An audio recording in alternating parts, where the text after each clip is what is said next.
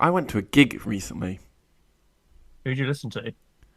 It's my friend's band, George Gall in the Aftermath. But it was really weird going to a gig again. Like, What genre would you say they are? oh, they're just like a rock, pop, punk band. But More along the like indie side, or is it literally like pop rock, punk rock or whatever? a bit like a mixture of both. But it was just really weird going into a live music venue again after like the year with like COVID, because half the people there were wearing masks and then the other half weren't. And I was like, To be fair, I'm quite surprised you mentioned that half were wearing masks. That's still pretty good. I was like, should I wear a mask? Should I wouldn't? Shouldn't I? I was with my mate George, and none of us were wearing masks. So I was like, well, I guess I'm not going to. I did do a test before I went, so I knew it was completely negative anyway. And I was having my second jab the day after. So, but it was really weird going into a live music venue again. It was great seeing live music again, but after having over a year not being in one, it was so weird. Actually, yeah, that's an interesting thought. Like, Chris, you've not. When was the last time you went to live music? Oh, before lockdown. So I I've was been I was Exactly. just gonna literally, if you never mentioned that, Dan, I was literally gonna say like if you was to like, what band would you say would be that post lockdown band you would love to listen to? Be honest, seeing my friend's band, George Gadd in the Aftermath, was kind of perfect. The next day I sent him this voice message, and it kind of encapsulates what my headspace that day and how I've been recently, and it was really good, and I was really thankful that was the first gig I had. Since COVID. Well, I say since COVID, but the last gig I had before COVID was actually him as well. Funny enough, so I ended the last gig before COVID and lockdown was the first gig I get, not after COVID, but you know what I mean. Mm, It was that great. sounds really nice. Yeah, he's playing Leicester next month, so hopefully I'll get people down for it. For myself, I probably just would have gone for Slipknot. Like as soon as like lockdown's over, like right, let's go big. That was the last gig I went with you. Yeah, and and I just want to point this out as well. Rest in peace. Mm. You know, fantastic drummer. It was a shame for someone that like 46 to leave, but yeah, like his drumming skills will never be forgotten. Yeah, definitely. and also rest in peace, Dusty Hills from ZZ Top. Yeah. He's a Yeah, I fantastic- never really listened to ZZ Top. Oh, you're I missing think I out. might have. I think I might have like stumbled across it on Guitar Hero, Yeah. but not I, not Yeah, really gave it a listen. they're not my favourite band, but when they're on, I don't turn them off. yeah, you should check out Eliminate. Is it Eliminator by them? That album's fantastic. That's like the big album by them. No, because when I saw it announced, I was like, you know what? I've never actually listened to ZZ Top, and everyone's like saying, "Oh, it's a shame he's gone." But I've definitely been meaning to give ZZ Top a listen. Oh, you should. I bet you've heard songs you've just not Yeah. realised it's there. I probably have. You know what? Now that you mentioned it, let's. What, Sharp Dressed Man, I'm literally gonna. Legrand, Give me all your Tush, living. yeah, Like, which Legs. I'm pretty certain ZZ Top had a song on Guitar Hero. Yeah, it's Legrand, and I think Sharp Dressed Man. Or You know what? I can't remember any of those songs. you'd hear him and you'd be like, "Oh, it's this." The Legrand's got the really cool guitar in it. I Wow, might have played Legrand actually. Legrand. I think Actually. that's on Guitar Hero 3. I must have. Yeah, I must have done. You'll have heard it.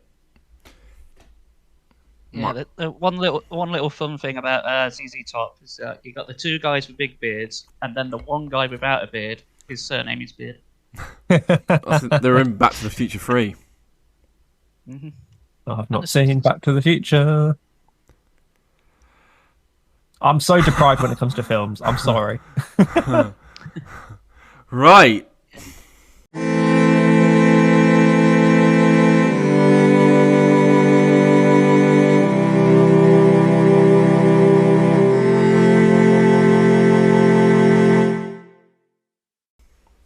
guys. Welcome to Victory Achieved Podcast. I'm your host Dan, and I'm with Brandon and Chris, like always. Hello, hello. Hello. So, guys, I've binged all of Castlevania this week. I was meaning to Yeah. binge Castlevania, but then I got sidetracked. No. But I have seen up to the end of season 3. Okay. And where are you? And I got round to watching series 4 as well, and it was glorious. Yeah. I feel a bit weird with season 4. I'll be honest, but I did really enjoy the whole of Castlevania. I've spoken about this to one of my mates because he was massively into Castlevania, and I kept coming to him every day this week. I'm like, I'm at this point on Castlevania. He's like, good. I'm at this point on Castlevania. He's like, oh, good. But season 4, I loved the first half. Second half, I wasn't as sold on, I'll be honest, but I still really enjoyed it, and I'd happily rewatch it again. Oh, I thought it wrapped up rather well. I wasn't a big fan of the death stuff and the infinite corridor.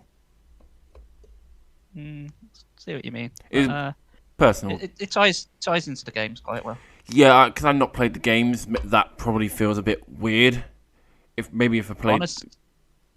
Honestly, the characters are just based on like the Castlevania 3, because every Castlevania game, it's like a different descent of Belmonts. Yeah. Well, because Trevor Belmont is obviously the father of Simon Belmont, who's in Smash Bros.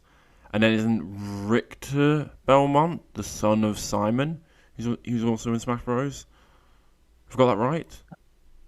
I think so. My law's not. I know Simon is Right. definitely Trevor's son. I know that for a fact, but I'm not sure about Richter. So Castlevania 3 is Trevor Belmont, and then Simon Belmont you play as in Castlevania 1 and 2. Just to not get confusing. Yeah, because the second one is Simon's Quest. But as I said, I really enjoyed Castlevania. Oh yeah, it's such a good series. I recommend it to anyone. Well, I can't believe it's taken me this long to actually, give it some attention. I don't know what it was about it, but I just didn't. I think I got confused with Castlevania to another game series, which is the ones with the 4 different coloured knights. If you know what I'm on about. Castle Crashers. Yeah, I think I got confused between Castlevania and Castle Crashers. what? That's very different. I know, I don't know how I got confused, but I was just like, oh, Castlevania, it's just going to be about these 4 different coloured knights. And then I watched it, I was like, hang on a minute, this is about vampires. It's about Dracula. Yeah, it's slightly confusing. And then also, Chris, after you mentioned it as well, I looked on the PlayStation Store to look at the Castlevania games, and I looked on the Castlevania archive. I was just like, these games are stemming back from like the 80s. Yep. Yeah. I can't believe that. Like, there's like Game Boy Color games, there's like Super Nintendo. I'm just like, jeez. Yeah. And in the Game Boy one, you play as Christopher Belmont. I have got no idea where he fits into the title. No. I've never Just share played. my name next. I've never played any of them, so I'm probably going to try and have a look at trying to play them at some point. Yeah, they're 15 quid on the PS Store for a big collection of them, like all of the like pre-2000s. Well, So, what I'd say when it comes to the Castlevania games, if you want the like original sort of feel to it, like the proper platforming ones, then go for Super Castlevania 4. If you want what they turn into like the Metroidvania type games, then give Symphony of the Night a go. I think You only play 2. I think that'll be me because I love my Metroid, so I think like Symphony of the Night is probably up there as something I might need to check out. Oh, definitely. If you've not played it, it's fantastic. Yeah, and you play as Alucard in that one as well, don't you? You do, yeah. Yeah. So again, that's one of the other games I do pick up and play every now and again, like every couple of years. To play it. It's so good. But like with the series, I really enjoyed rewatching season 1 again. To be fair, because I remember watching it when it came out, so it was nice to rewatch that. And like from like start to finish, the animation is just fantastic, and the fight scenes are great as well. And like there's some really good character arcs that are built up over the course of the series. I think my favourite part of the series, actually I've got 2. One is like just the first episode, the setting up Dracula. Oh, it's so He's good. so intimidating. He's so Yeah. great. But my second favorite part of the entire series is, I believe it's the finale of the second series where they're fighting in the castle corridor. Yep, that was my And favourite bit.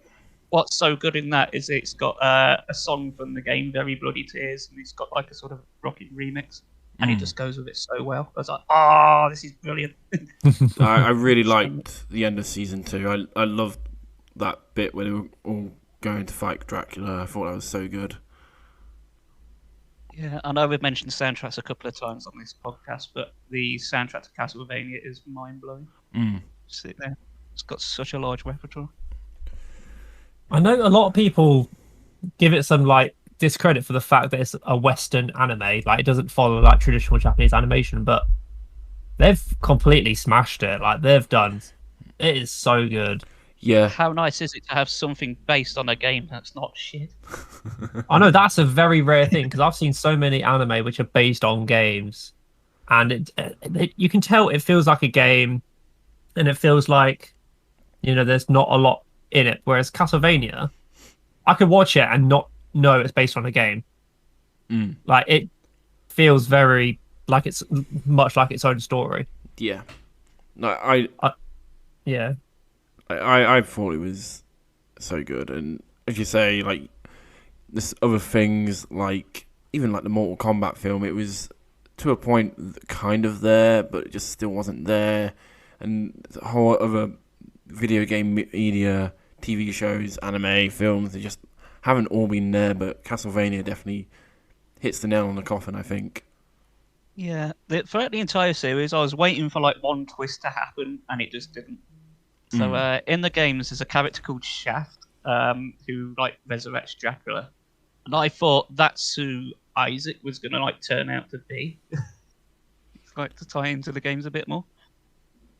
But that never happened. No. Obviously, Camilla was literally Cersei from Game of Thrones. Literally. Yeah.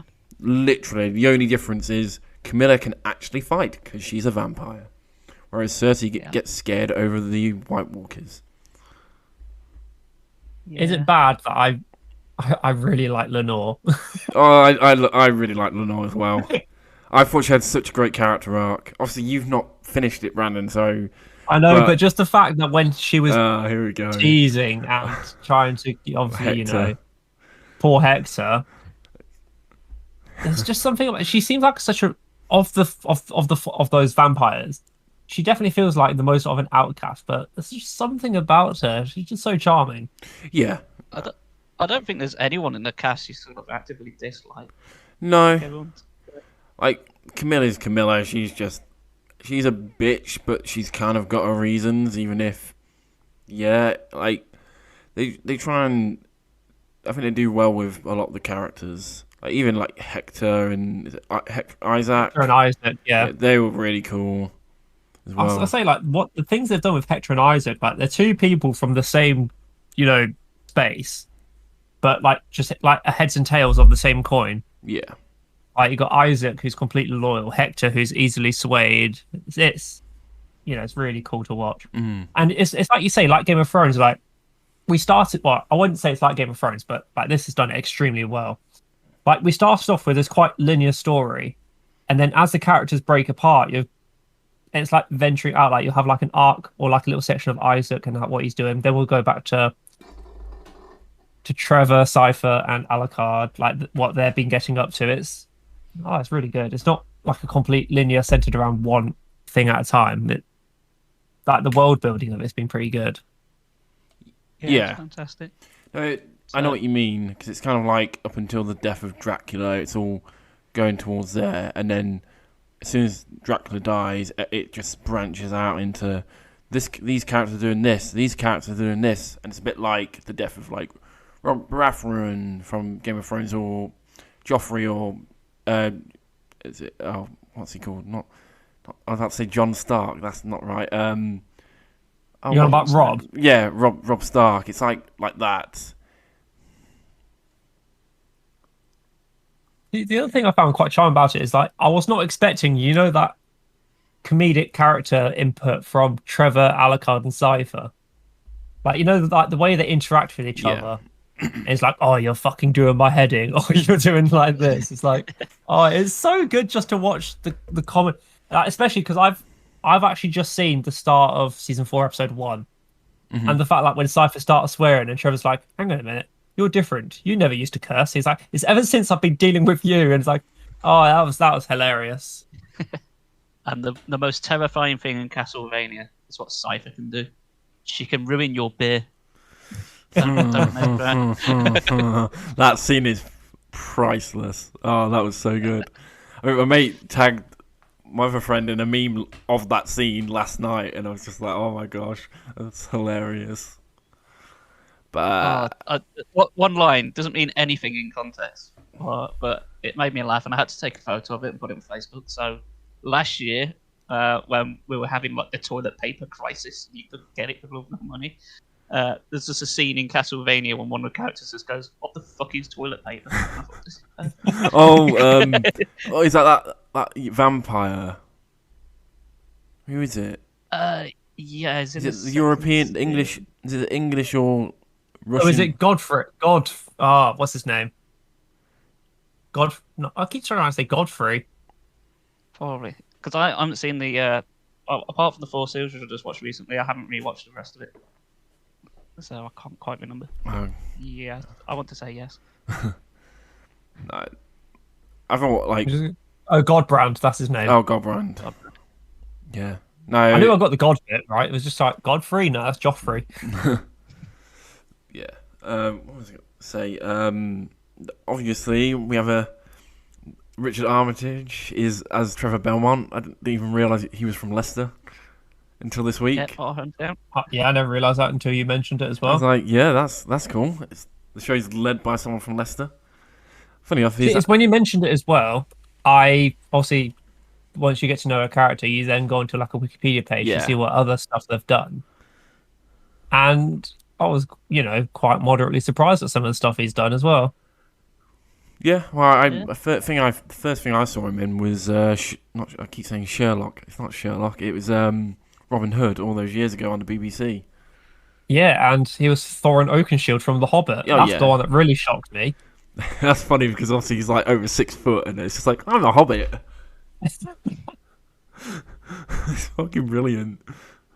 Just get an actor who's known for his tallness or his height, and just make him play a fucking dwarf. Perfect casting. It's brilliant. Yeah.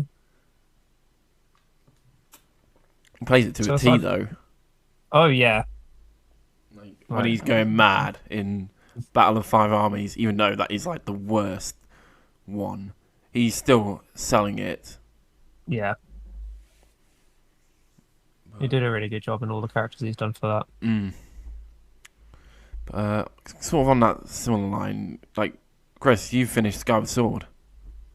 I have, yes. I have several thoughts about it. Please don't. But Please don't spoil anything, like story-wise. I don't want to get spoiled.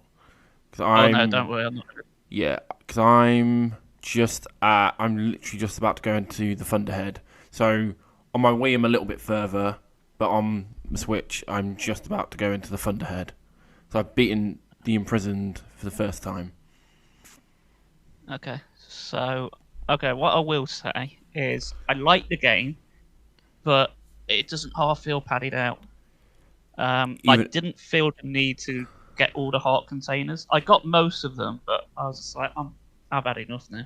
The go back to the same areas over and over and over again, it just gets quite old. Yeah, even I'm feeling that already. Yeah, and I'm only halfway. You're only I was going to say you're only about halfway. Yeah, and I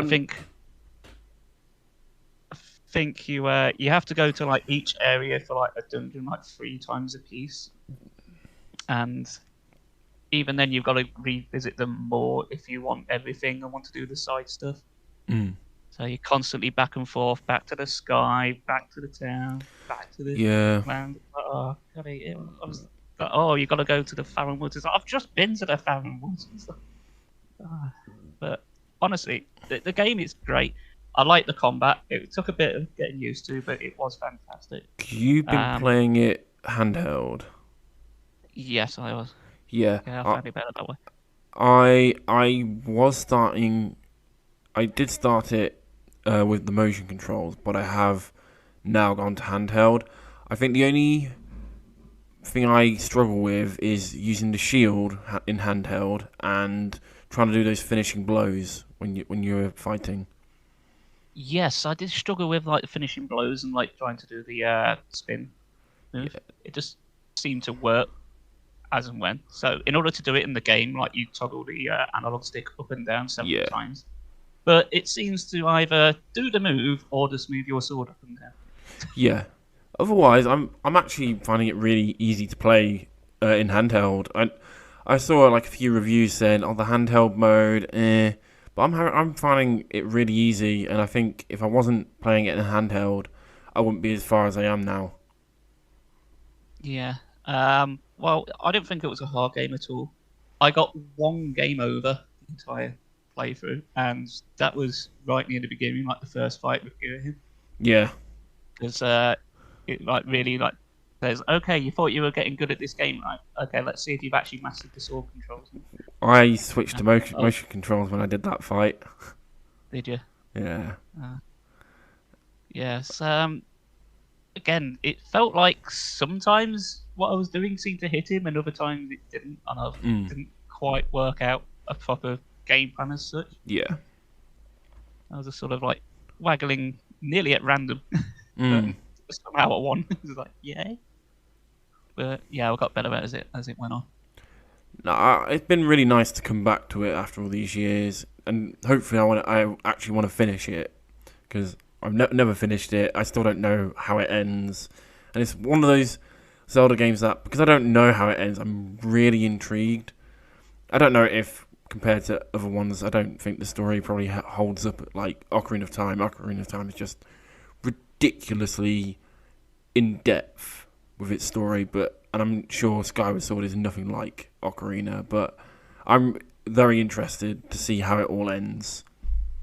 I think the story is pretty good, to be honest.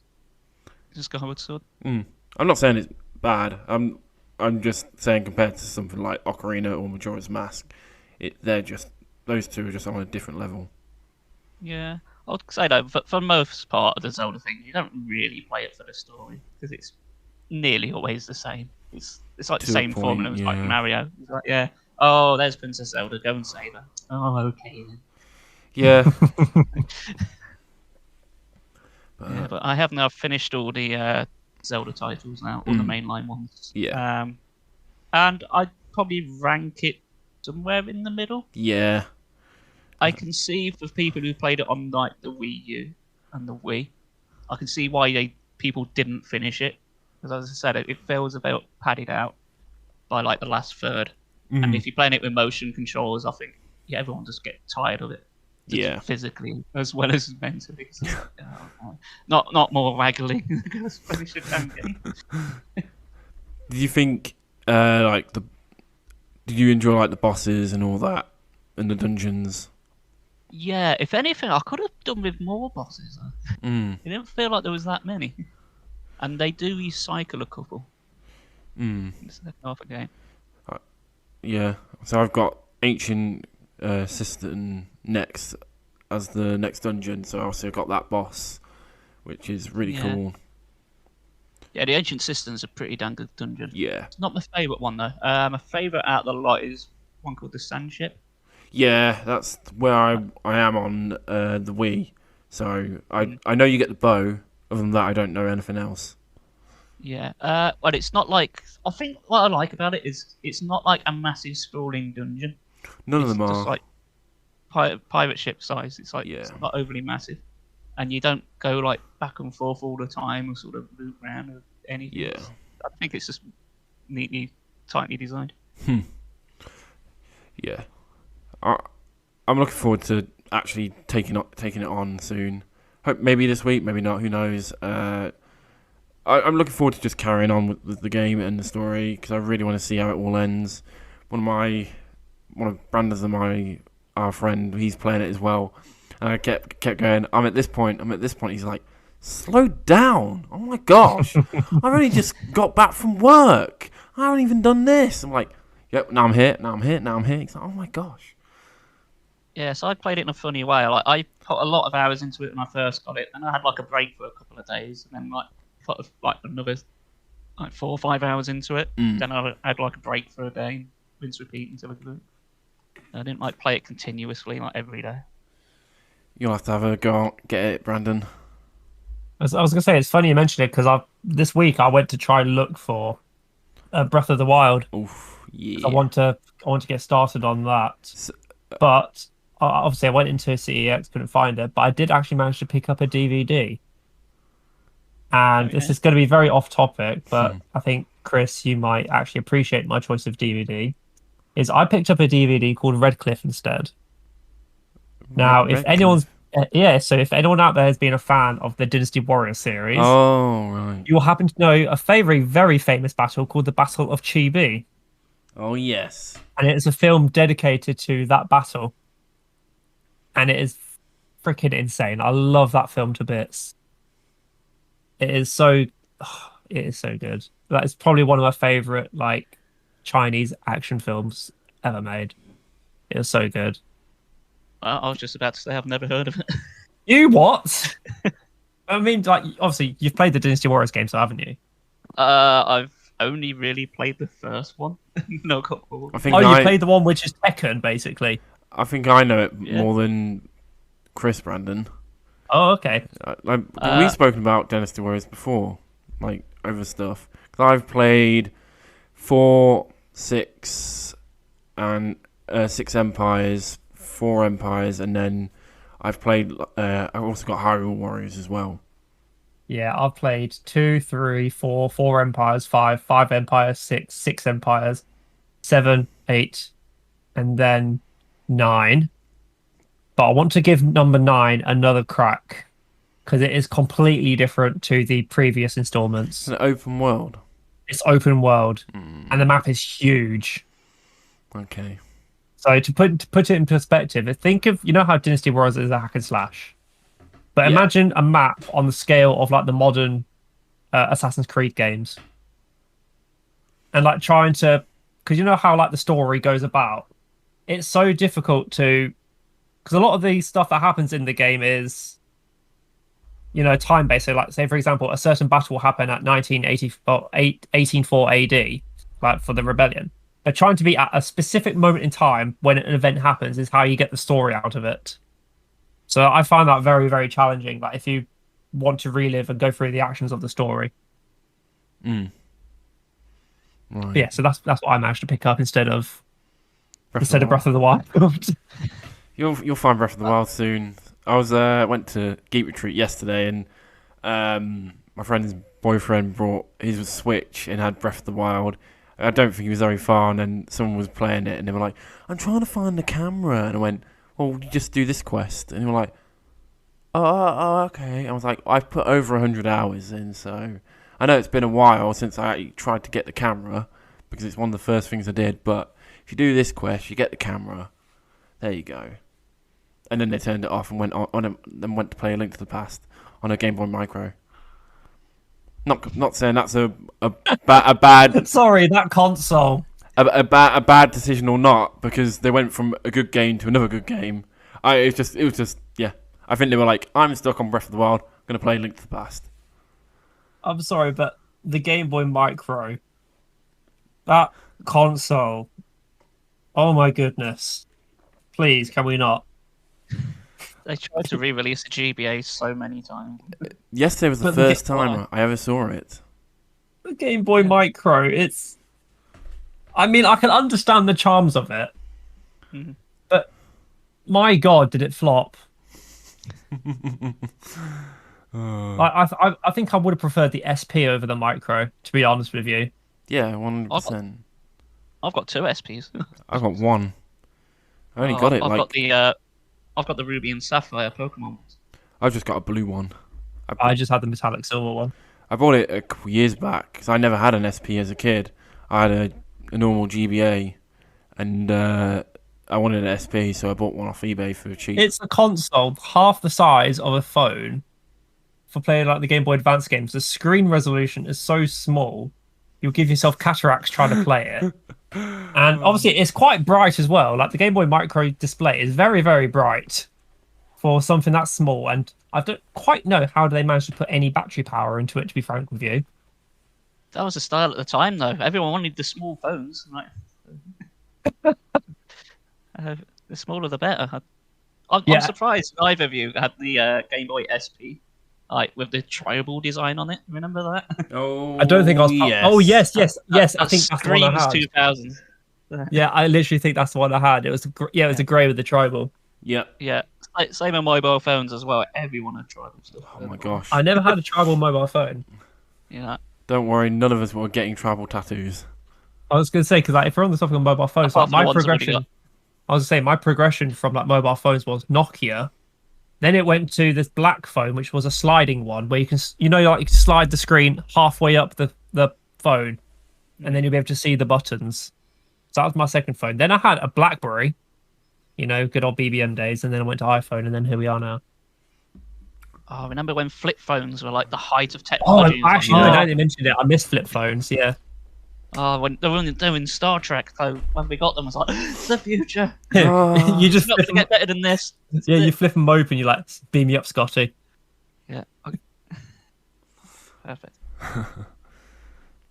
Never had one. Neither. never had I don't know if I did. No, I didn't. My very first one was what mate was it? Ericsson? No, Motorola. Motorola. Okay, like this fucking brick where the screen was only like half an inch big, and like letterbox shaped. And if someone texted you, it didn't tell you who it was. It literally did like one line of text at a time. Let's say, are you on about these Motorola phones, which basically look like a walkie-talkie?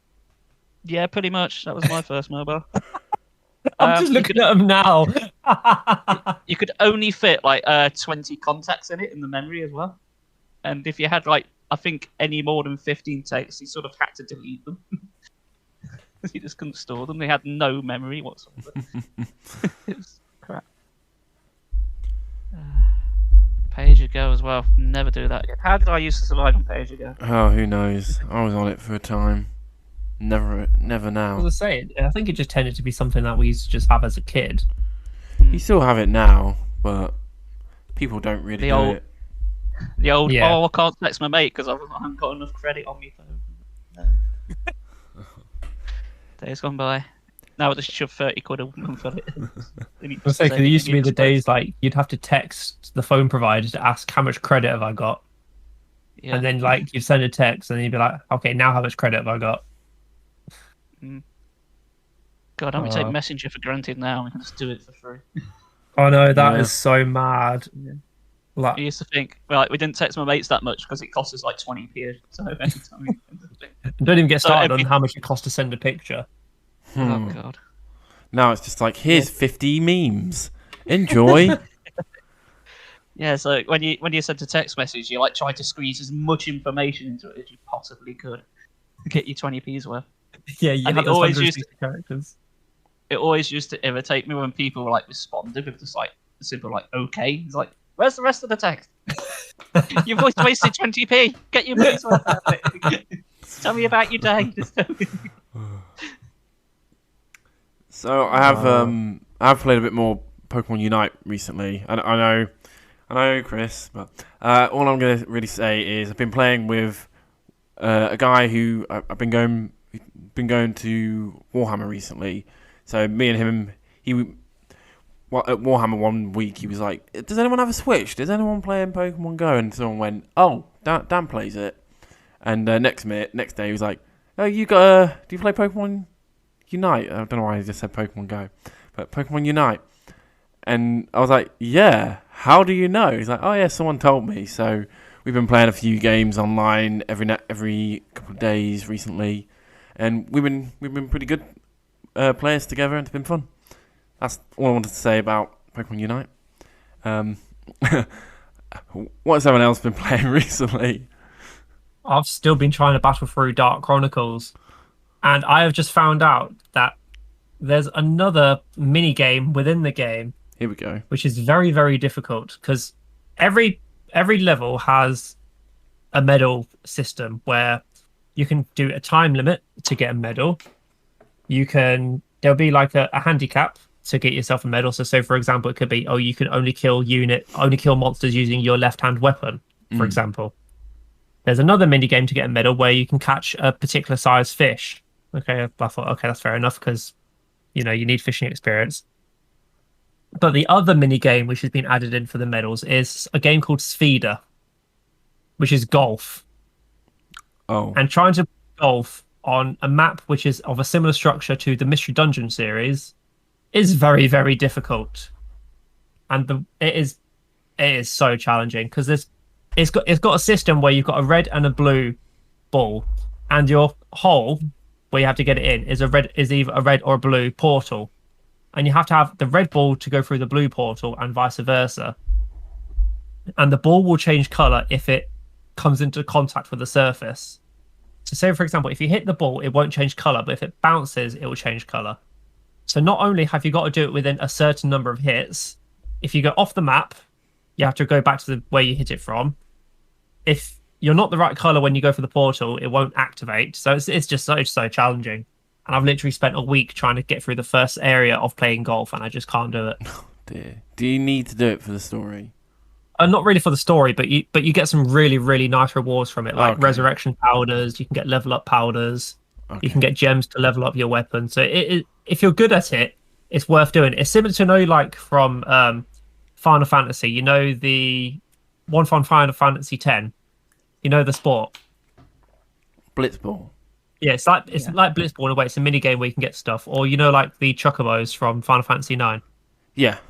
Like it's that mini game which, if you do it, you get really, really good stuff. Yeah. But it's not essential to do it. No. Yeah, so that's what I've been getting through. Okay. And I think, that's what I've mostly been playing, is still trying to complete this game. I'm still on chapter 3, and I'm 60 hours into it now. Oh my god. It's just taken me so long. See if that or I'm shit at it. But then again, I'm one of these characters where if there's like if I'm going through like the main story and there's a side quest, I'll try and complete all the side quests before I continue the main story. Because I don't want to get into a situation where, like some games, if you advance the main story, then certain side quests become unavailable. What? I don't want to take that risk. If this is one of those games where that could happen, but at the moment it's not. On how long to beat, it's saying that Dark Chronicle takes about 51.5 hours, but for a completionist run, it's saying here 137 hours. I can quite believe that. Oh my gosh. It is a very, very long game to play if you're going for completion, because that's like taking pictures of all the crafting materials, crafting everything, getting all the recipes, getting all the medals. Yeah, and getting the medals, like the time limit, especially the first dungeon. Like you have to. So remember, each of these areas are randomly generated. And the first level, you have a time limit. I'll say, for example, you've got 2 minutes and 30 seconds to defeat every enemy. And that's a very short time to go through a randomly generated map where some of the enemies might be mimics. So you have to go through this map, and you might have to open up every chest you find because a mimic is classed as an enemy. So it just takes so much time to get the medal. But it's such a beautiful game. The story's great, the combat's great, the crafting system's great. I love it. I feel like I can't believe it's gone under my radar for so long. I feel like it's kind of similar to me with like Persona 3. I've put so many hours into Persona 3, but I'm still like halfway through the game, and I'm just like, I can't really be arsed right now. It's literally reaching that point now. I've been in that I really can't be arsed right now for fucking years. I'm gonna have to boot it up and actually try and finish Persona 3 because I did enjoy it. I think Persona 4 and 5 are just way more streamlined, and easier to access, and that's kind of the problem with 3 is it's not like that. So, but it's like, as you say, you put like nearly 60 hours into doing all the extra stuff on Dark Chronicle. It's ridiculous, but if you're having fun, it doesn't matter really. Oh yeah, I'm definitely having fun doing it, but it's just, I don't know when playing a game, like, is it okay to reach the point where you just can't bother to do the mini games and just want to advance the story? Yeah. But at the same time, I just hate that inner completionist in me. Yeah. I hate it. I'm similar. It's like the same thing in like for Dark Souls. It's just like I can't go through a single game of Dark Souls without either picking up as much crap as I can, defeating all the side bosses as I can, and it's just like I can't. I feel like this is why I've struggled to be a speedrunner. It's because I just be paying too much attention to my surroundings. Yeah, I'm exactly the same. I've got past the Dark Souls thing of like having to pick up everything else now because I've played through them so many different times and different challenges. So I just know, especially when I'm live streaming, it's like, well, I could go over there, but there's literally nothing I can use there in this challenge, so let's not bother. I've not reached that point yet. I still pick up everything, even the pair of binoculars in Dark Souls 1. I'll always go and pick those up. I know full well I'm never going to use them. I know fully well that, but I still pick them up every time, even though it means death because the skeleton's coming up behind me. I've used the broken sword in more challenges than I have ever used the binoculars. I think the only time I've ever used the binoculars was on Dark Souls 2 when I was just in awe at Majula. I think that's the only time I've ever used them. It is very pretty. Yeah. Definitely. Well, you were saying you were playing Dark Chronicle, and that's like a roguelike. I've been playing a couple of roguelikes as well in my spare time. Have either of you played a game called Rogue Legacy? No, but I have heard of it. I feel I've heard of it. It's very, very good. I think you can get it dirt cheap now. Just Google it now while you're talking about it. It's just like a platforming sort of dungeon crawler type thing. And how it works is you're going through like a line of like a family tree, and like every time one of your characters dies, you play as like the next in line, like the next son or daughter, and like carrying on the lineage. Yeah, it's just a lot of fun.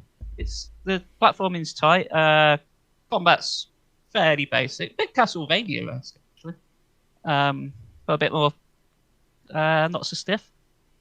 But how it generally works is like you go in, you've got like this sort of castle central hub, and even though it's like randomized every time, there is a slight design. Like it's basically split into like 4 sections, but they're always like in the same direction.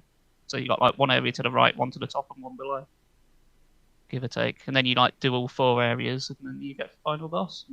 That's all there is to it. But you get tons of cash in the game, and you use that to like level up like your family manor, and by doing that you get like increased stats for like every person down the line, so you do get better at it as you go on. But it's such a good game. It don't take that long to beat either, so I do highly recommend Rogue Legacy.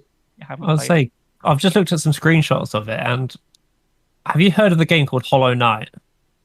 Yes, I played that and completed that too. I was about to say, it reminded me of that. Like, who hasn't heard? Like, all of us have heard about Hollow Knight.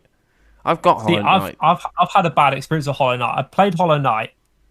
I got to the 3rd area, and then my PlayStation got corrupted, and I was like, my PlayStation was fine until I downloaded Hollow Knight. I then got the new PlayStation, downloaded Hollow Knight. That PlayStation got corrupted, so I was like, okay, am I not allowed to play? Am I not allowed to play Hollow Knight? Oh dear. Well, my experience with Hollow Knight is when it first came out, I thought, that looks cool. They said it's like Dark Souls, therefore I want it. But when I first got it, it was only available on PC at the time. It wasn't on consoles. So I downloaded it for the PC. But sadly, my old laptop just wouldn't run it correctly. I mean, it did work, but it like sort of stuttered a bit. And with it being like tight platforming and tough combat, it's like, yeah, any delay, no, it's unplayable. But I did really enjoy it. Yeah, well, I did get it for free. It was on the PS Plus a couple of years back, and it had all the DLC thrown in with it as well. Like the Void Heart edition. I was like, go on then. So I picked that up, and I did play that through to completion. And yeah, it's hard as bulls, but it's certainly fun. Yeah, I really enjoyed what I played. I don't know if I'd recommend people complete it though, because there's like several endings, and getting the last one, it is a massive ball. Like the game doesn't tell you how to do it; you just got to work it out or get a walkthrough. If I have one problem with it, is I just think it's too big. What do you mean? It's like a Metroidvania, but like the world map is huge, and there's a lot of like side stuff you can easily miss. So you've got to like do things in like a certain order, or you miss them. Bit like the Dark Souls NPCs. Oh yeah. That's what I really like. So if you wanted to get like the best ending, you could totally screw yourself over if you didn't realise you had to do something. Right. You can like lock it out. But yeah, I did like the game, but honestly, it's like 40 hours long, and for like a Metroidvania, that's a hell of a long time. So I wouldn't really mention this next game normally because it's not really. It's a game I play a lot, but I play it every day actually. But there's been a significant update, and that's kind of why I want to mention it. If this update hadn't occurred, I would still not mention this game. So the game I'm going to mention is Bloons Tower Defense 6. Oh, you devil. So I wouldn't normally mention a game like this because, well, near enough if you play Bloons Tower Defense 1, whatever, near enough they're all mostly the same. I was going to say, like, all British kids during their lunchtimes or during, like, IT would go into games like Cool Maths games to play Bloons Tower Defense. Yeah. I have never heard of it. Well, I think, like, Brandon, like, you and I, because we're similar, like a year apart, we had, like, similar school experiences, so, yeah. But, one is very bare bonesy. You got a limited amount of towers. Was it just the monkey, super monkey, and tack shooter? And I think the bomb and ice, I think. Oh, yeah, maybe the cannon, yeah. So it would have been about 4 towers. I'm not 4 or sure 5 towers. about the boomerang, if the boomerang was added in the first one or the second one. Glue gunner. The glue gunner was in the second one. And the second one had 3 difficulties, and each difficulty was a different map.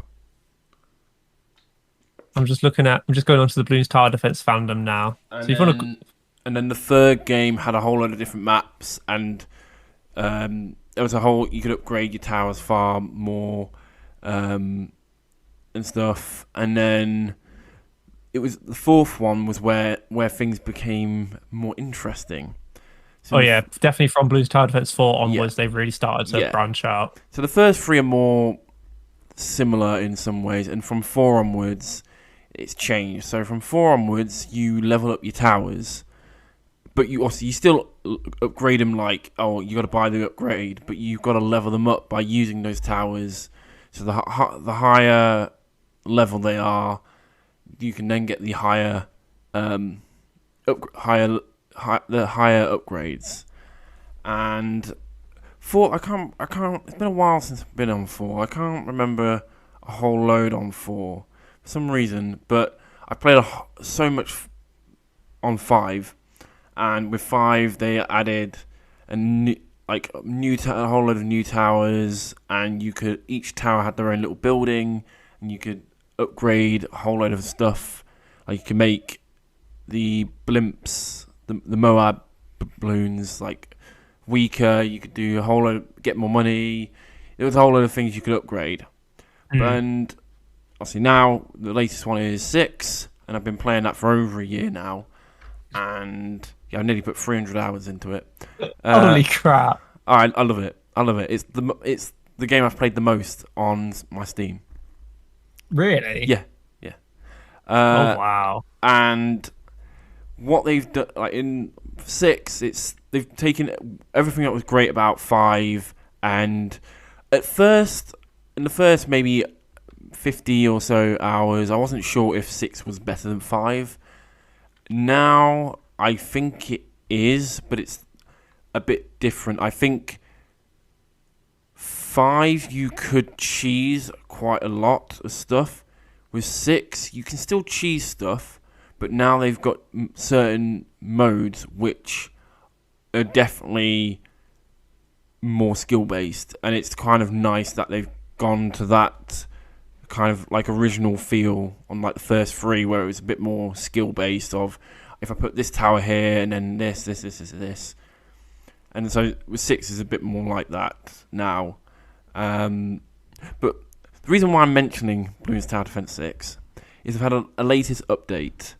So in Bloons Tower Defense 6, each tower has free upgrade paths, and there's 5 tiers for each upgrade path.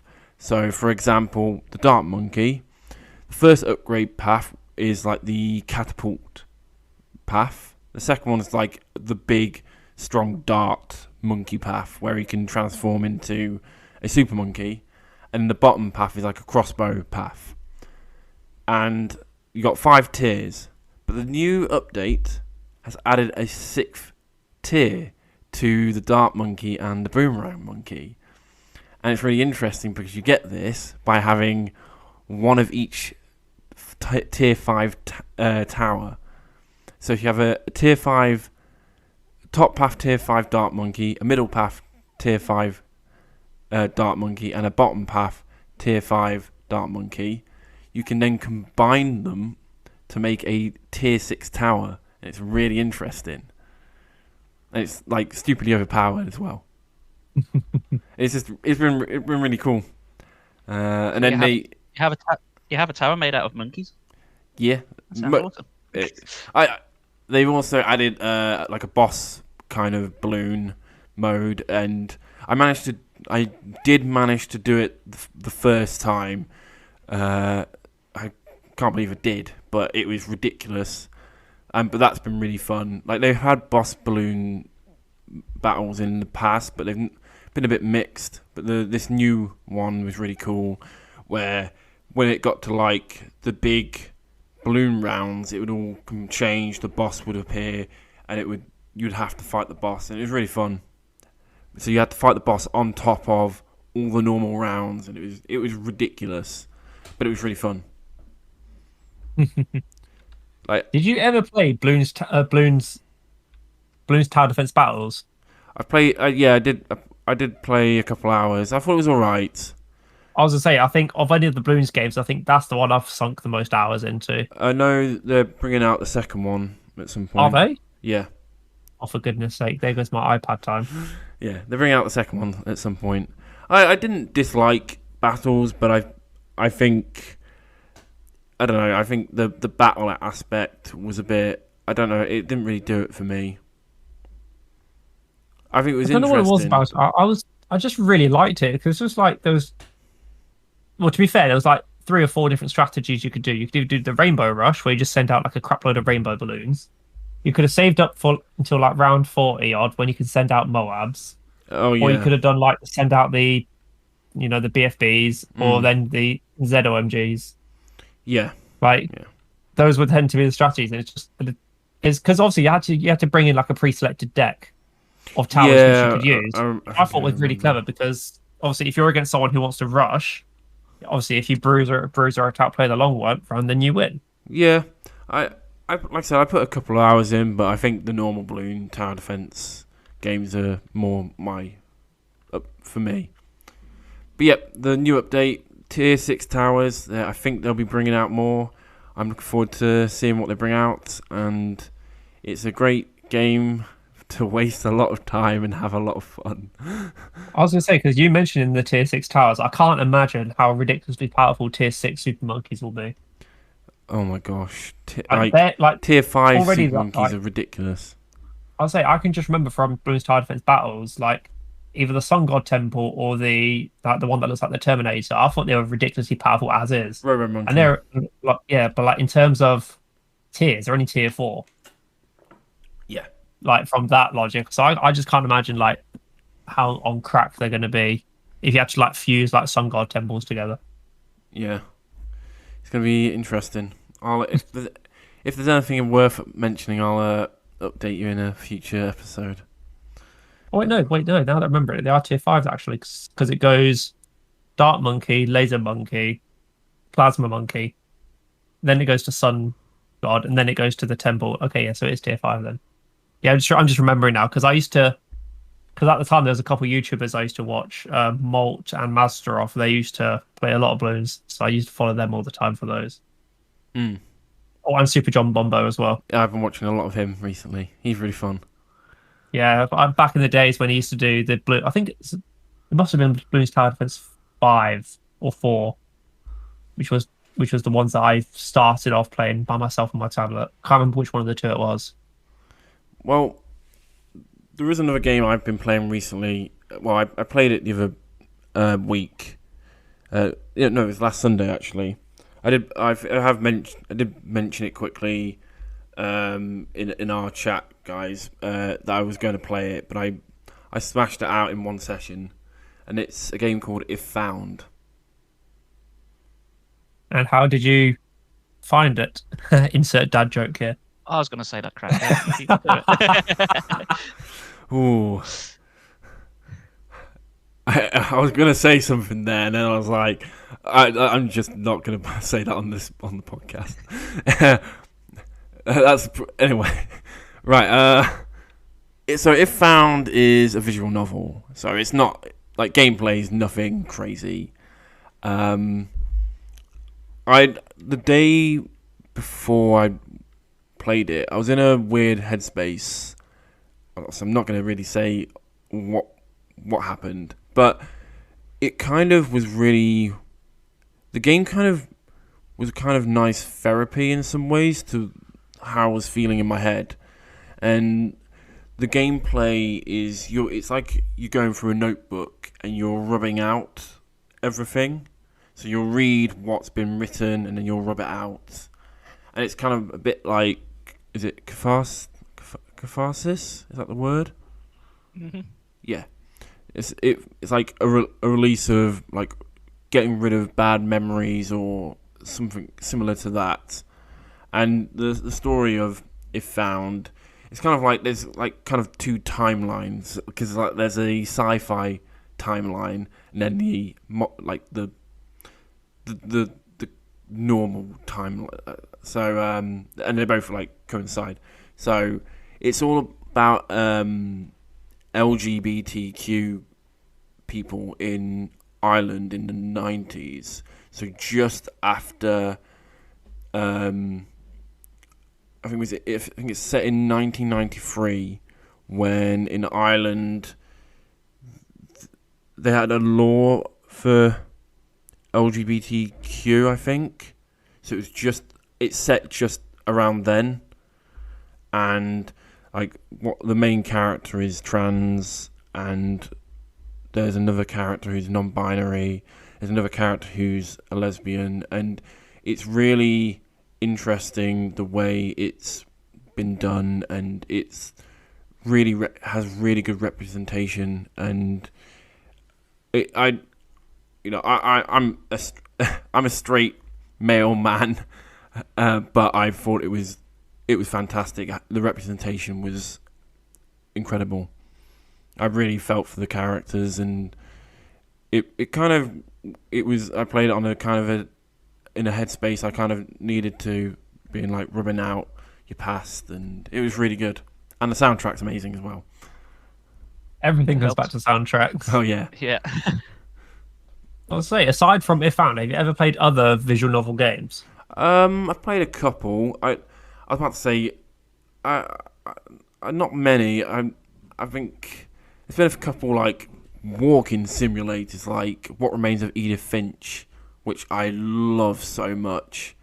That's just amazing. So I played like that, and maybe something similar. But I haven't played too many visual novels, but I definitely recommend If Found. I got it on sale, and I saw someone yesterday, and I know because of their sexuality, I literally went to them, you need to play this game because you'll really relate to it. That's really cool. Cool. I've not played that many walking simulators, but Gone Home was good. I've not played I've Gone not Home. played any. You know, as Dan said, What Remains of Edith Finch is also very good. Probably the best one, It's amazing. in my opinion. It's very, very good. I cried at the end. Have you ever played Firewatch? No. Oh, I watched YouTube of it though. I don't haven't know if seen I any of should. it myself. I It's been on my watch list for ages. Oh, Firewatch list, I guess. But yeah, I've just never got around to playing it. I don't know if it's any good or not, because I don't know anyone that's actually played it. I've heard on other podcasts, I've heard big weird things about it, but I've never played it, so I don't know. I've got no opinion. So I thought I think I nearly played it, but I didn't download it. So yeah, I've got no personal opinion of it, but I'm pretty certain some of the big YouTubers have played it. So, because of the type of game it is, I don't really want to watch people play it because it's all about the story. I just don't want it ruined. I want to experience it firsthand. bit like Everyone's Gone to the Rapture. Yeah, that was alright. I've not played that, really but yeah. You really don't do much in that one. No, from what I've heard. You do walk around the village, and that's it. There's very little in the way of interaction. I mean, the story's okay. It's pretty much exactly what you expect, though. Hell, it's in the title. But I did like the attention to detail. It really did feel like an English village. It's got all the correct road signs. I know it's just the little details. It feels like, I feel like I've actually been here, like in real life. Oh, I'm kind of just going to go quickly back to If Found. I just forgot to mention something. So, because it's set in Ireland, there's a whole load of Irish words, and even in the game, it has like a dictionary or glossary to explain what the Irish words mean. Anyway. That's pretty clever. Yeah. Even though some of them I was like, I think it means this. You look up and it's like, yeah, it's kind of obvious. But yeah, it was cool. But I want to kind of play a few more, I guess, walking simulators. But it is very much for the story. And if you're not invested, then it's a bit like, eh. Yeah, it's like with Firewatch. I know there's a bit of a story to it, and I believe there's a twist in it. I just want to know what it is. I don't know how the gameplay is. I just want to know what the story is. Yeah. Let's just have a look. I'm just going through my own Steam library to see what I'm pretty certain I had. Okay, would you class Spooky's Jump Scare Mansion as a walking simulator? I don't know what that is. I do know, but I've never played it. Maybe. Because effectively all you do is just walk, and it's just full of jump scares. Yeah, probably then. I have to say if not, then probably not. Yeah, I don't think I've ever played it. If it doesn't have anything like combat elements, then yeah. Well, you can pick up an axe, but you don't really use it. Well, as far as I know, I got to I got to 100 rooms and I stopped playing. Okay. Yeah, I don't. Yeah, in which case, no, I've not played any of them. Oh, Getting Over It. Been playing that. Yeah, I've been watching you play that a little bit. And God, it makes me never ever want to play it. I can't believe you've literally just mentioned that on the podcast. I'm just like, yeah, I've watched you play it, and you seem to be having a lot of fun, Brandon. But I was like, fuck me. I was like, I don't think he's going to mention that on the podcast ever. So I've been playing Getting Over It. Oh, here we go. Okay, so I played it on stream last week, and I did actually get further than what I'd previously done. I think I'm right near the end, but I know I'm at this point where if I fall, I'm just gonna cry. I just know I'm gonna cry.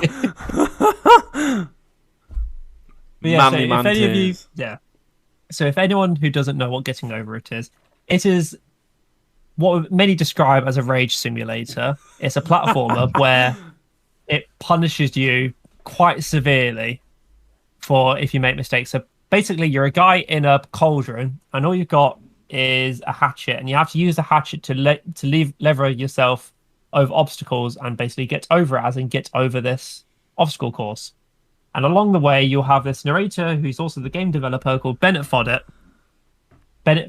who will basically give you a lot of inspirational quotes along the way and will basically do your head in because you'll fall. He'll be like, oh, you just lost a lot of progress there, but don't worry, you'll soon get over it. So I'm just like, just shut up, man. I want to get over and play this game. That just sounds like in Undertale when you save and it's like You can do this with determination. Yeah, pretty much. Yeah, but it's funny you say that because I have been thinking of maybe streaming Undertale because I've never actually played it myself. Oh, fuck. Probably not. I've not actually played it You myself. No, should I've seen the fucking YouTubers do do it. it. So I am so tempted to play it. And You should do it so yeah, badly. I'm so going to do it because another game which I've downloaded as well because I've never played it is The Binding of Isaac. I've never played that Okay. either as well. Well, Chris, we should say goodbye to Brandon now. Why? Go and play Undertale. Come back when you've finished. Yeah, He's gonna start- I've played bits of it, but I've not played it myself too like throughout because I had it on my laptop like when I was at university, but I never actually played it. And then I Undertale's thought, only 10 hours. yeah, well, assuming you're not like myself and get very easily distracted, Just which I'll find a way to do. do the pacifist. Don't kill any of the monsters. Be good.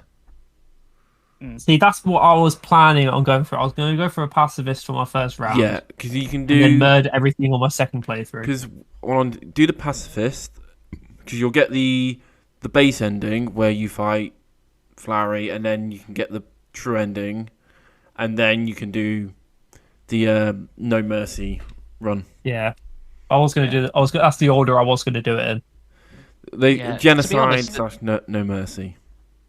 Yeah, to be honest, the pacifist run is more fun because it just makes it more unique. Yeah. Yeah, that's what I was thinking as well. But the game also remembers like your save file, so if you did do a genocide run first, Yeah. it'll knacker your save, so you'll never be able to do a proper pacifist run or know what you've done, which is an interesting mechanic. So yeah, do pacifist first. It also, if you name your character as well, the evil the evil player character name. I can't remember what his name is, but if you name it that straight off the bat, Flowery's like, oh, huh? You've never played this game yet. You're naming it this? Why? And I think it I can't remember what it does, but it like changes the game instantly. Can't you only play it for like so long? It's only like a couple of screens, and then it like basically soft locks itself. I don't I know. think that's what it does. Yeah, I I know- don't actually know. I know if you do a genocide run and then do the pacifist run at the end, when he's in his bed, he's just like, oh, red eyes. It's like, oh no, he was evil all the time, all along. I'm like, you haven't even played it, Brandon. I'm just spoiling it. Sorry. I know. I've watched like PewDiePie play it. I've watched. Obviously, everyone's seen PewDiePie play it, so I know the whole story of it. Okay. It's just I've never me personally played it myself. You should 100% play it. I played it for the first time last year, and I think have I mentioned it on the podcast, but it was No, but I think it was literally when you said last year when you were playing it. I think that's the time period where I was contemplating to play it myself. It was, and it's kind of is really, I don't know, but it was one of the most memorable things playing it last year. Beating it was one of the most memorable things of last year, like beating Undertale. Because I've fallen in love with the soundtrack for so long, and I've watched 2 playthroughs of it, and I was like, I don't know why I've not played this. I bought it for cheap on Steam. Yeah. I think I should play it, and I finally did. I only used the keyboard, so somehow I managed to beat the game with just the keyboard. I definitely want to stream Undertale. I think it would just be, just one of those fun games which I can just play and talk to people. Yeah. But I want to freaking finish Getting Over It because that's just one of those games Get where over you it. know it's there, and once it's complete, I can just delete it off my hard drive. It's just one of those games where, I'm pretty certain, especially during the first lockdown, you guys were probably smashing through games at an unprecedented pace. But Yeah. it's just one of those games where it's just I don't want to move on and play another game until this is out the bloody way. I know I completed Metal Gear Solid, the Twin Snakes in a day. Bloody hell. Well, if it makes you feel better, Brandon, you can do Bennett Foddy in 90 seconds. No. You having a laugh? No. Are you having a laugh, I mate? think you can do it quicker than that. Off the top of my head, yeah. If you want to play a game that's going to really test you, Brandon, get my name is Mayo, where you have to click on a jar of mayo.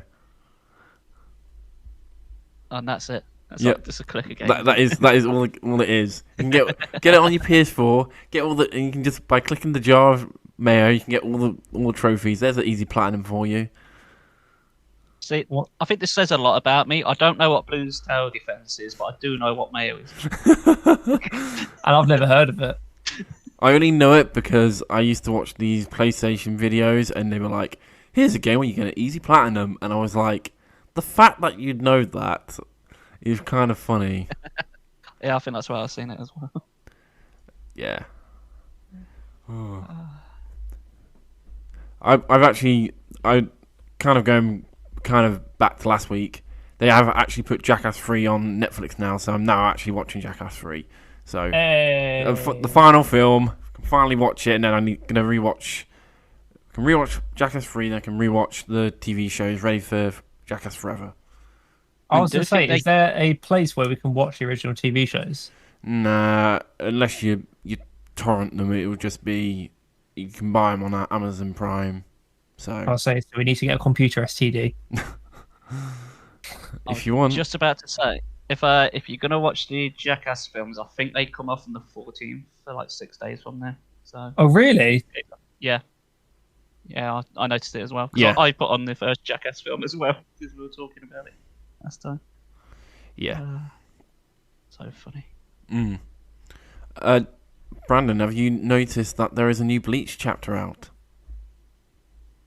Yes, but I haven't actually read it. And speaking of which, I actually went into Forbidden Planet Friday to pick up the next couple of volumes of ReZero. And I noticed that there are 3 Bleach novels in there. And I picked them up. I was like, hang on a minute, what's going on here? So I opened them up thinking they're more manga, but they're actually the novels. I wonder, I don't know what... Have you actually read them? What? The new Bleach chapter. I've not read it. I've bookmarked it to read. I've skimmed through it, and I see kind of where it's going. I don't know. I know you massively really like Bleach. I don't dislike Bleach, but I think it's kind of had its time, and I just really liked the combat style of it. Like I like, it's just one of those shows where that particular combat style, which was very unique, and obviously because I watched it when I was first getting into anime.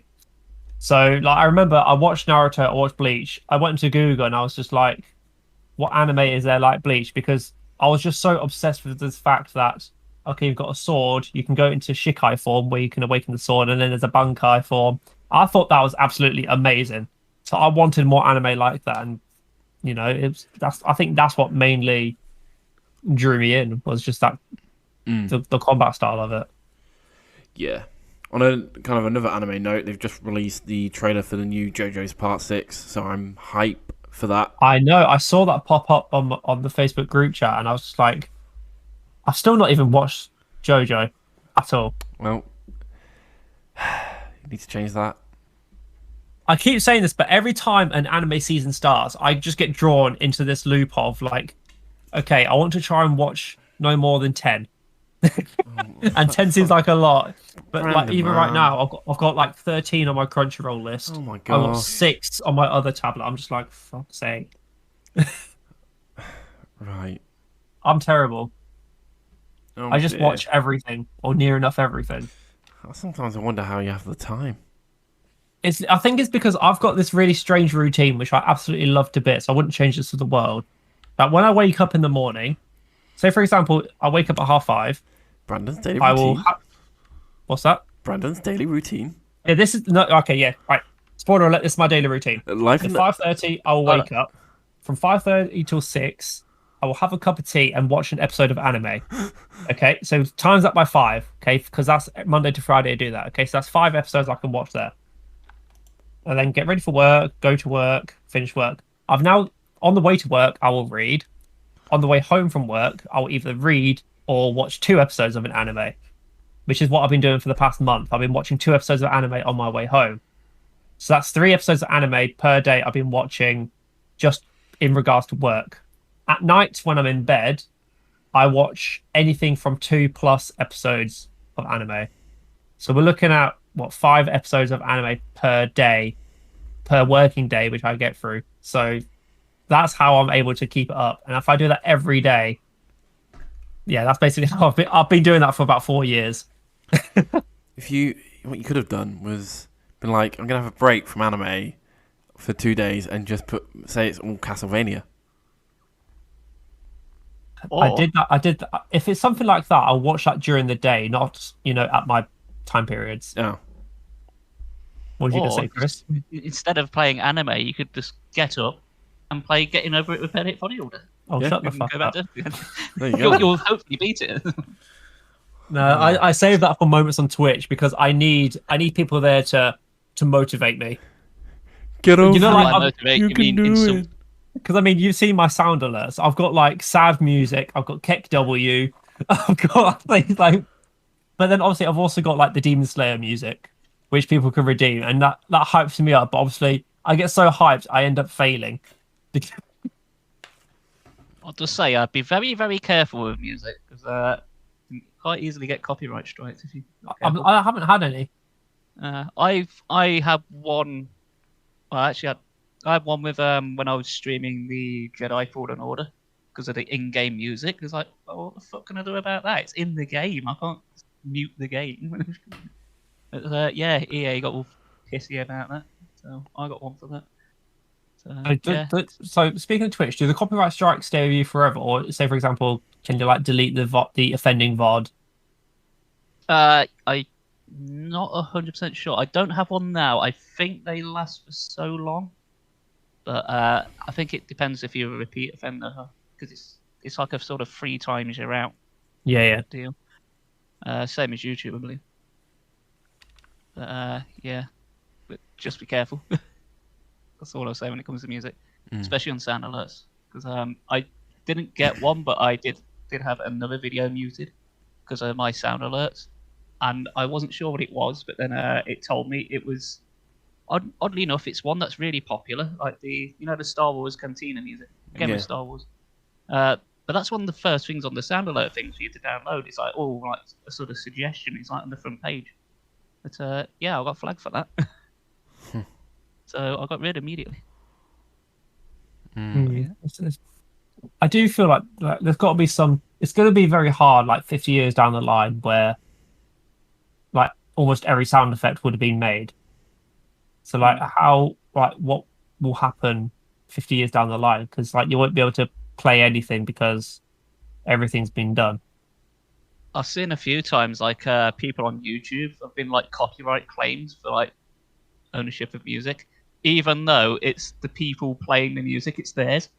They wrote it. Like, yeah, I've seen that several times as well. It's dumb. I really like something needs to be done about it. I mean, I've got to do a shout out to Harrisella from Stream Beats because he has done a fantastic job making music which is completely copyright free, royalty free. You don't need to pay for anything. Like you don't need to mention anything. You can just play it. Like there definitely needs to be more creators out there who make royalty free like sound effects, music, or anything like that. Like Clevin McLeod's the other big one. Yeah, just make stuff which creators can use because like there's just going to reach a point where no one can create original stuff because everything would have been done before. It's like it's uncanny the amount of like YouTube channels I've been on and I like hear the same background music. Yeah, because I mean, look at Victoria Beckham. So her nickname is Posh.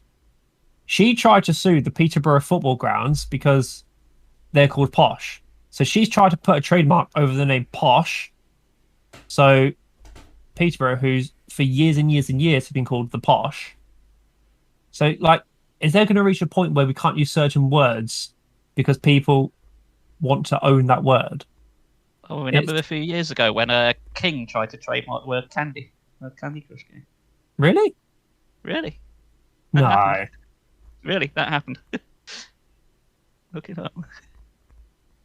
It's so dumb. Oh, was it the Fine Brothers as well? Tried to trademark the word react. No. I think it's the Fine Brothers. I want to say it is. I've never watched the videos, but I'm never going to. There has to be a limit on what you could physically claim as a copyright, because I mean, words have been around. I mean, if you're going to be that picky about wanting to claim a word, go to the original person who wrote that word. Like, go to Shakespeare. Be like, yo, Shakes, can I have your word? I'll give you the license for it. Like, what's the word, Shakes? Like, you can't do it, can you? It's just going to be ridiculously unfair on everyone around the world. Unless it's like a phrase or a word that you have yourself come up with to describe something. Yeah, I mean, if it's like a very unique phrase, yeah, that's like, obviously it has to be unique. It can't be like, you can't all of a sudden be like, oh, 2 birds, 1 stone. You know what? I'm going to have that. That's been around for centuries. There's like, you can't take that. Oh, not sure about copyright claiming, but I think we can all agree that we must find the people who started saying lit and fan and put their head on a pike. Yeah, I want to copyright that just to friggin' stop people from using it. Yeah, fine people for doing it. That'll be. Yeah. Actually, I can see the appeal now. That's where Victoria Beckham was going wrong. It's like, no, don't trademark Posh. Trademark all these shit words. No, that's probably their intentions. Yeah. Can't believe I said those 2 words on stream. Oh, you have to go disinfect your mouth. Yeah. Dirty man. I'm going to wash it out with water. What's that? Well, it's sad but true. Have we got any game recommendations anymore? I guess the only thing I recommend is If Found, but I'm not sure. Yeah. I've not really played anything extra apart from Dark Chronicles. Like, I've not really done anything else. And Bennett 40. Yeah. Like, If Found only took I want to get over it. Like, If Found only took me about 4 or 5 hours, so it's not like a long game. So, if you get it on sale on Steam or Switch, I played it on the Switch. It was really nice to just use the touch screen. So I kind of recommend the Switch. But just get it on sale. It's cheap. It's easy to play. But I guess it depends how... I don't know if the story is for everyone, because I don't know. But I think if you respect like LGBTQ people, I think you'll get a really good kick out of it. It has some fantastic representation. Excellent. No other recommendations, guys? I was going to say, going back to Undertale, Dan, have you played Deltarune? No, I think we did mention this a couple episodes or back. I don't know, but I've played an hour of Deltarune, and they keep me to actually play it. Yeah, because it's only like a couple of hours long. Yeah, it's not long I've at all. really finished it. I've literally played an hour and that's it. I need to actually... I might restart it and try and finish it. I do really want to finish it because I really like Undertale, so... Yeah. Yeah. I thought they were doing like a part 2 or like doing it in chapters, but I've not seen or heard anything about it. I think I read that it was either coming out this year or next year, but I don't know. I don't think there's nothing confirmed. It'll be out when it's out. I'll be honest. Yeah, I won't be surprised if COVID's delayed it. Yeah, I'm just It sort of went quiet. like with like every creative thing. I'm like, it will be out when it's out. There's no point going onto the internet and being like, or messaging that person and be like, where is it? Just, it'll be out when it's out. You can't rush it. You saying to a random person, make this game, make this film, or whatever it is, make this comic, it doesn't matter what it is, it's not going to make them go any quicker. So you should just be patient and just be excited, but don't harass the person or company or whatever it is, or for whatever they're doing. Exactly. Yeah, if there's one thing a game should never be, it's rushed. Yeah. Yeah. Definitely. I actually did get question from someone who listens to us. Okay. They've asked us a question that they want us to answer. So the question they've asked, this is from Tom. He's asked, what is our least favourite gaming genre? Ooh. Me personally, I'm not too much of a fan of sports games. Me personally, so like, I really don't like the FIFA games. Like, they don't take my fancy at all. So yeah, I'd have to say sports games are my least favourites. Yeah, same. I don't play sports games. I I think- think the closest I get is like Mario Kart. Yeah, I was gonna That's say what if I want to play sports, I do it myself. I don't want to imagine people playing football. Like, I don't see the appeal of it. I think No. we've all got the same answer. It's all sports games. None of us play sports games. I think the closest thing I've played to a sports game is Super Mario Strikers Charged, and I wasn't even that good at it and got rid of it. I think I played Mega Man Soccer once. That's about it. Would you class Sonic Riders as a sports game? I'd say that's a Never racing played it. game. Well, there we go. That's as Yeah. close as I get to it. I've never understood the mindset in like paying like full price for like these FIFA games, paying 60 quid, and then like a week later in CEX. it's I like was a I was bargain literally bin going to say, full like, of, every Yeah. time one of them comes 50p. out, It's like, get rid of the fucking. Like hundreds of them. We've made a fort out of them.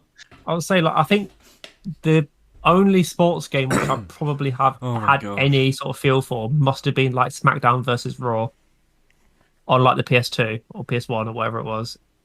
See, wrestling's an odd one though, because that's pretty much a fighting game as well. That's Yeah. like nearly a different genre. Yes, I don't know where you'd, but definitely like things like football, hockey, basketball. No, I don't. Okay, I think actually the only this is everyone has to agree with me here. The only sports game which I like is Wii Sports. Oh, that is fun. That's But the it's- only one, and that's purely for like the bowling. But it's more fun with other people, really. Yeah. Not really. It's all right to kill a bit of time on your own, but it's more fun when you're playing with other people. It's a novelty though, really. isn't it? Yeah. Yeah. It's like it's like the best selling game on the Wii, and it's like, but it comes with the Wii. No wonder it's the best selling game on the Wii.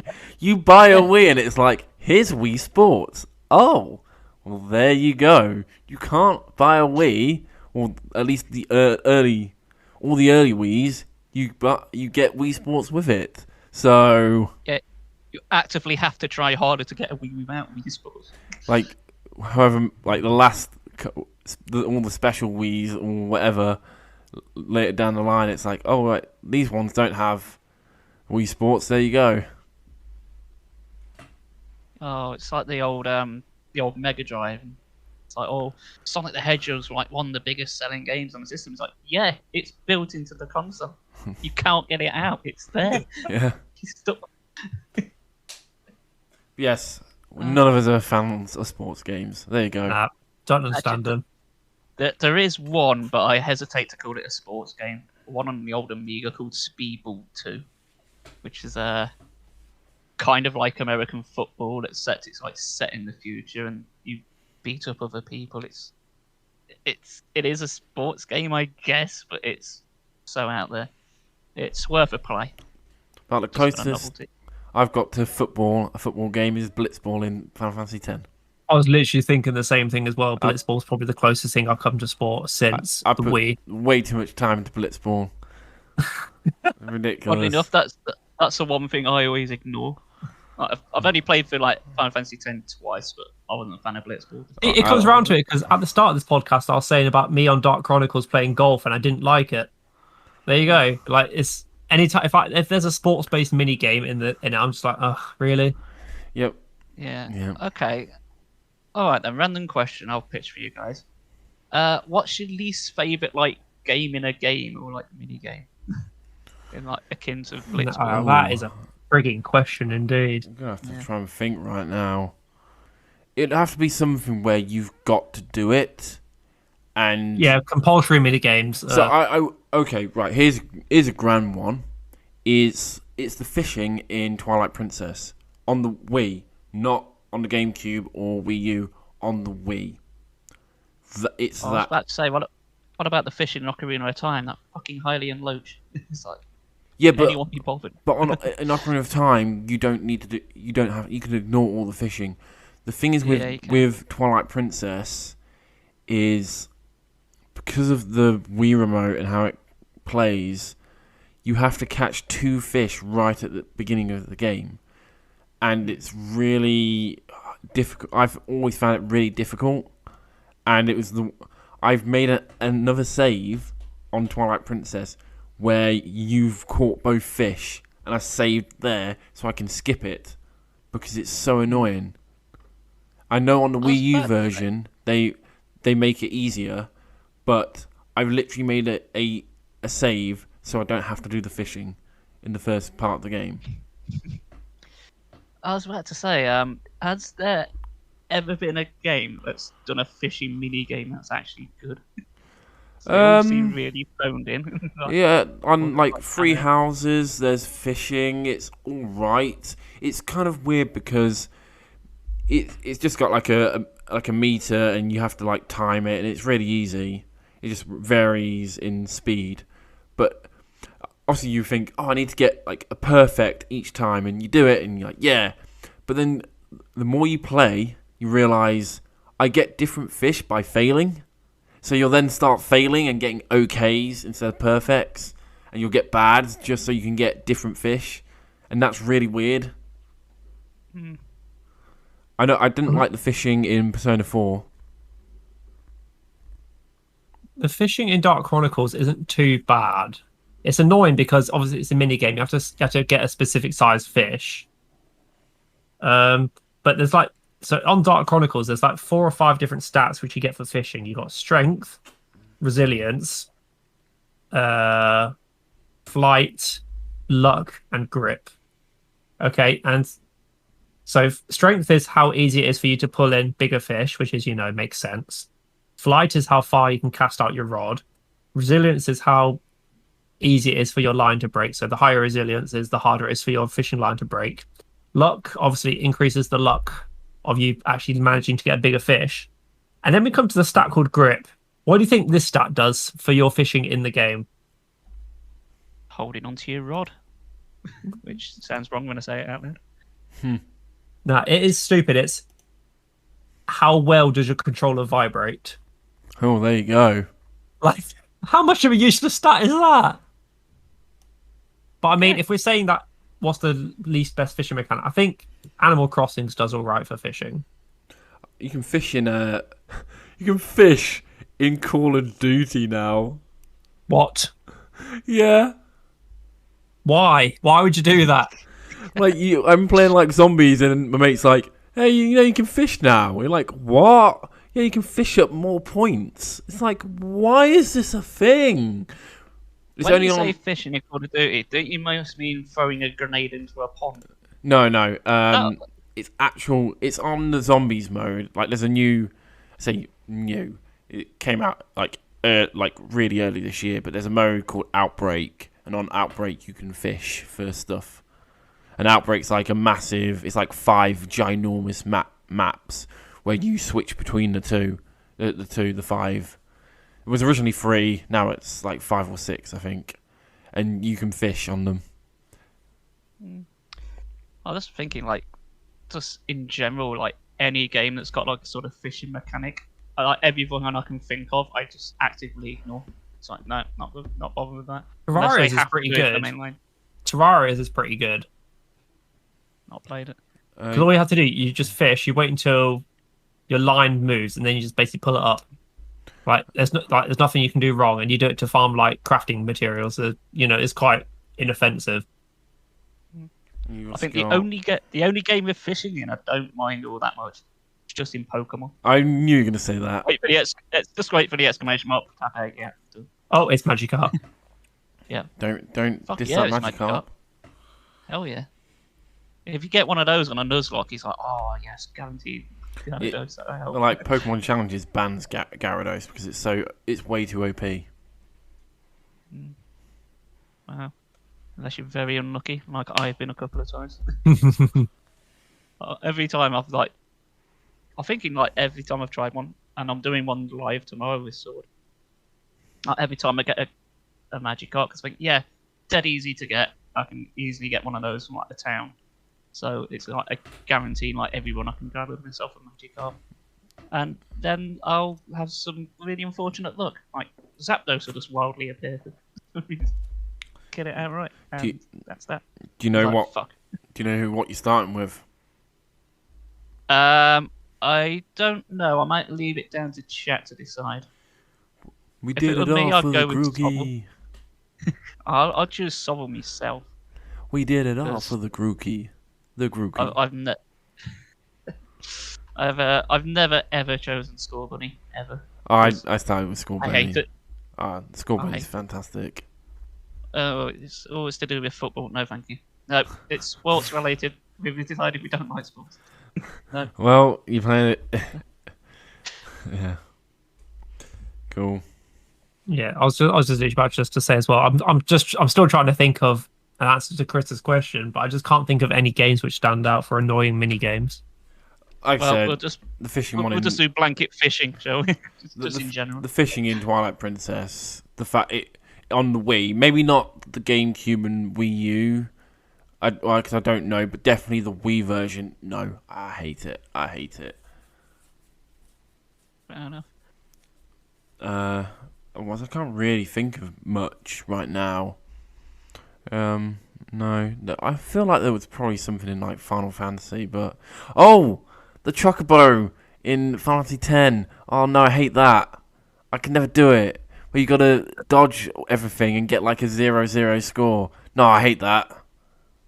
I can't remember that. I never bothered with the Chocobos in Final Fantasy VII, which, considering how many times Oh I've my beaten that game, gosh. I've never done the Chocobo. Every time I pick it up and go, right, this time I'm going to do the Chocobo bit. Nah. I get to that point, it's like, I can't be fucking arsed with this. I just used a guide when I played 7 last year. I was like, I have literally no interest in the Chocobo stuff. I'm just going to do it so I can get all the items I need. So I just used the guide to get a golden Chocobo. Yeah, it's the best way to do it. Yeah, it's like there's a lot of random factors that catch you on in the first place, and then it's got to have the right stats, and you got to do the race, and it's like, I was like, I'm not interested in trying to sort this myself. I just want to get a guide and go from there, and I did it. And now I've got golden Chocobo. I know some people really enjoy it, but I've never found any enjoyment in that. Nah. It's the one thing in Final Fantasy VII I don't like. Nah. Well, guess that's it. Another episode in the bag. I think I'm pretty much up to date on everything I've been up to. Another episode in the bag. Episode 7. What are we going to call this one? Oh, I've already got a name. I've already got a name. Do tell. Oh, everyone we like got already see it the name anyway by the time they listen to it. But I've called the episode Castlevania Symphony of Netflix. Okay. Like, fair enough. Anyway, are you trying to Are you fishing for compliments though? Nah, not really. I can't do like. I know I try to be edgy when I think of like cool names for when I'm doing my writing, but for the podcast, I'm just like whatever. Trying to think of something that works for whatever we're talking about. Oh, speaking of writing, it popped up on my memories. It's been 3 years since I got your book. Yeah, that came up on my memories as well. You were like, "Ha! I have Dan's book." Still buy it. Quit, plug it. Nah, not really. Dan has a book available, everyone. It's not very good. It's like you read it and be like, yeah, he's got the talent to kind of write, but this is such a novice book that, yeah. But then what I've written past year, it's like, oh, this is good. This is tasty. So I need to proofread that again and edit it a bit more, and I want to try and get it properly published. It's a really interesting story. It's far shorter than what you bought. Oh, that tome. It is. It Level is out. literally. That's like, was it 600, 700 pages?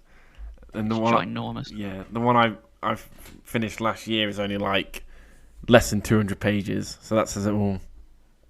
Mm. Oh, the Goosebumps book I read live the other day was 118 pages. It's about the same length as that then. Cool. What? Why did you read? What was the reason for you reading that on stream?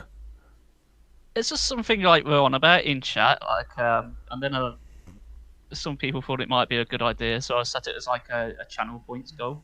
Oh right. And people wanted me to do it, so I was like, Okay. fine. It was just like, it just came out of nowhere, and I was like, what? People really liked it. Oh, And it was fun to do. I'm not Just saying. like doing stupid voices for anyone. I'm not saying it didn't work. It was just really bizarre. I was just scrolling through social media, and I was like, what? Is he? Yes. He is. Yep. Oh my. Yeah, and I've got like a load more Goosebumps books to read, so I'm gonna do it again at some point. There you go. Yeah, people were saying, "Oh, this one's my favorite. This one's my favorite." It's like, fine, I'll buy the damn thing. So, yeah, it was fun to do, and it's on YouTube, so you can watch it anytime. Have a bedtime story with Spanky. There you go. I guess with that we'll end. Yeah, Yeah. that's enough. If The thought of that is just when I just want to stop. you're tired, you need something to help you go to sleep. Chris's voice is always there to read you that nice bedtime story.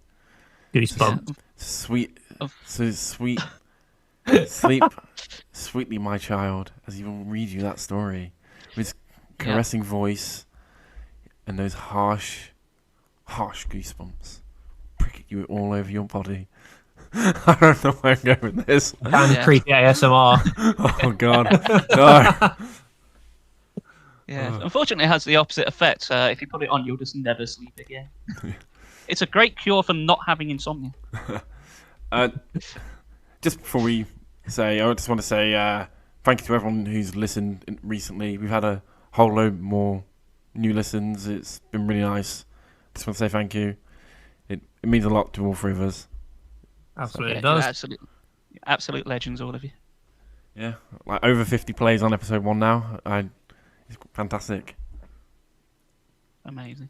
And also, likewise, if you've got any questions, just like what we just answered in this podcast, make sure to leave a comment on any of the Facebook posts, and we can address it in one of the podcasts. Yeah, best thing to do. Yeah. Cool. I guess we'll see you next time when we can obtain a victory. Bye bye. Tatty buys. See you guys. Be safe. Goodbye.